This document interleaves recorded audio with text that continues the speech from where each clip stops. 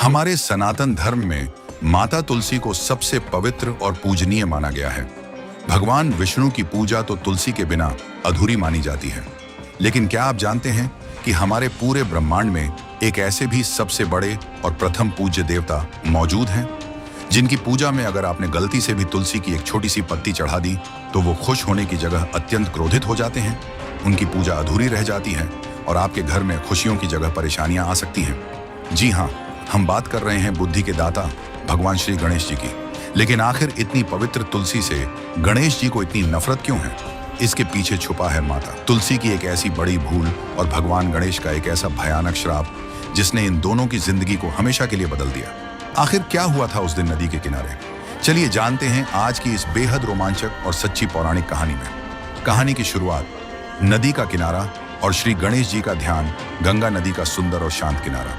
श्री गणेश जी की यह कहानी बहुत पुरानी है। एक बार भगवान गणेश जी गंगा नदी के किनारे बैठकर परमपिता परमेश्वर का ध्यान कर रहे थे। उस समय गणेश जी बहुत ही तेजस्वी और अत्यंत सुंदर रूप में थे।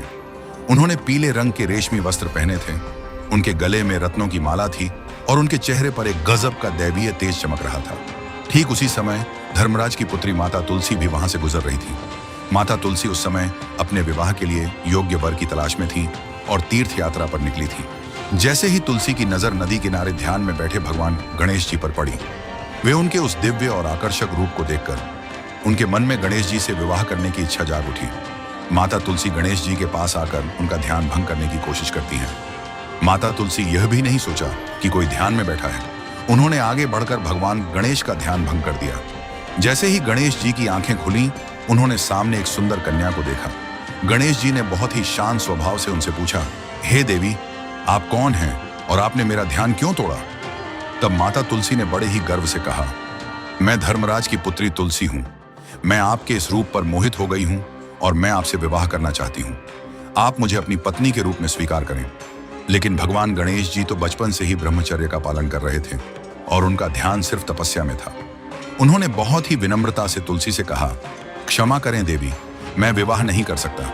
मैं आजीवन ब्रह्मचारी रहने का व्रत ले चुका हूं, इसलिए आप किसी और से विवाह कर लें। भगवान गणेश जी का यह साफ इनकार सुनकर माता तुलसी को अपना बहुत बड़ा अपमान महसूस हुआ। उनके मन में अहंकार जाग गया कि इतनी सुंदर कन्या को कोई कैसे मना कर सकता है। क्रोध में आकर तुलसी ने गणेश जी को ही श्राप दे दिया और कहा, आपने मेरे विवाह के प्रस्ताव को ठुकराया है, इसलिए मैं आपको श्राप देती हूं कि आपकी इच्छा के विरुद्ध आपके एक नहीं बल्कि दो विवाह होंगे। तुलसी के मुंह से यह बात सुनकर शांत रहने वाले गणेश जी का गुस्सा भड़क उठा। उनकी आंखें लाल हो गईं। उन्होंने तुरंत तुलसी से कहा, देवी, अपने विवाह के लिए मुझे श्राप दिया है, अब मेरे इस महाक्रोध के परिणाम के लिए तैयार हो जाओ। मैं आपको श्राप देता हूं कि आपकी विवाह किसी देवता से नहीं बल्कि एक भयानक असुर से होगा और उसके बाद आप एक पौधे का रूप ले लोगी। गणेश जी का यह भयानक श्राप सुनते ही माता तुलसी थर थर कांपने लगी और रोते हुए गणेश जी के चरणों में गिर गई। उन्होंने अपनी भूल के लिए बार बार क्षमा मांगी। जब गणेश जी का गुस्सा शांत हुआ तो उन्होंने कहा, तुलसी, मेरा दिया हुआ श्राप खाली नहीं जा सकता। तुम्हारा विवाह शंखचूड़ नाम के असुर से ही होगा, लेकिन तुम पौधे का रूप लेने के बाद साक्षात भगवान विष्णु की सबसे प्रिय बनोगी और कलयुग में इंसानों को मोक्ष दोगी। तुलसी ने फिर पूछा, प्रभु, क्या मुझे आपकी सेवा का मौका नहीं मिलेगा?